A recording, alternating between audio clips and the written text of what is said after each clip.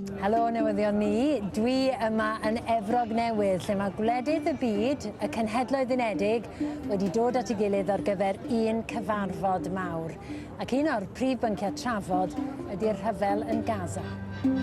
Mae mwy o wledydd y byd wedi cydnabod bod Palestina yn wladwriaeth neu mewn geiriau eraill yn wlad go iawn. Dyma ddau ddarn o dir, Gaza a'r lan orllewinol, lle mae llawer o Balestiniaid yn byw.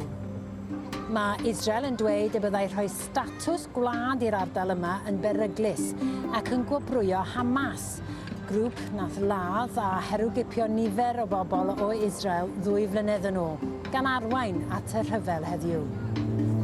Bod dros 150 o wledydd rwan yn cydnabod Palestina, gan gynnwys Prydain, dydy Israel na'r Unol Daleithiau ddim eisiau gwneud hynny. Fe gafodd y Cenhedloedd Unedig eu creu 80 mlynedd yn ôl i geisio dod â heddwch ar draws y byd. Ond mewn araith yma ddoe, fe ddwedodd arlywydd America, Donald Trump, yn wedi methu gwneud hynny.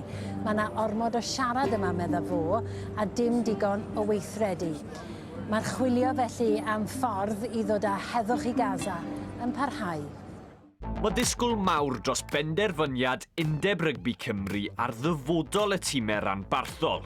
Pwy fydd yn mynd a phwy fydd yn aros. Ac mae newyddion ni wedi bod ar daith i siarad â chefnogwyr pob un ranbarth a heddi tro'r Gweilch yw i ddweud ei dweud. Ac yma yn ysgol Gellionen ger Abertawe, mae barn y ffans yn glir. Drest, achos ni moyn aros. Ni'n goffod cadw'r Gweilch, maen nhw'n tîm Abertawe. Mae'r Gweilch yn tîm mwyaf llwyddiannus. Dwi'n meddwl bod e'n syniad ddim yn dda. Dwi'n meddwl mae'r Gweilch yn cael tîm dda a nhw'n mynd i aros.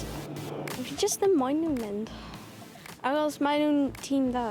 Dwi ddim yn really poeni achos dwi'n credu mae'r Gweilch yn mynd i aros. Achos mae nhw'n tîm llwyddiannus, tîm dda, I just don't have to feel it. Os mae'r Gweilch yn mynd, byddwn ni ddim yn cefnogi tîm arall. Bydd lot o pobl ddim yn cefnogi fel os mae tîm nhw'n mynd. Y Gweilch yn gorfod aros. Dyna'r farn fan hyn. A'r aros yn un hir i gefnogwyr o bob ranbarth cyn clywed os na dyfodol yw clwb nhw.